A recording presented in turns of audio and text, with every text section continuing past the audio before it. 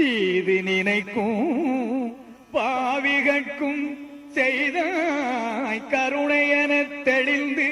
வாது நினைக்கும் மனக்கடையே மகிழ்வுற்றிருந்தேன் என்னளவில்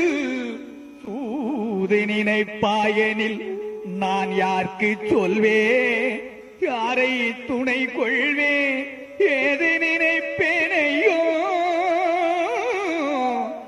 நான் யாருக்கு சொல்வேன்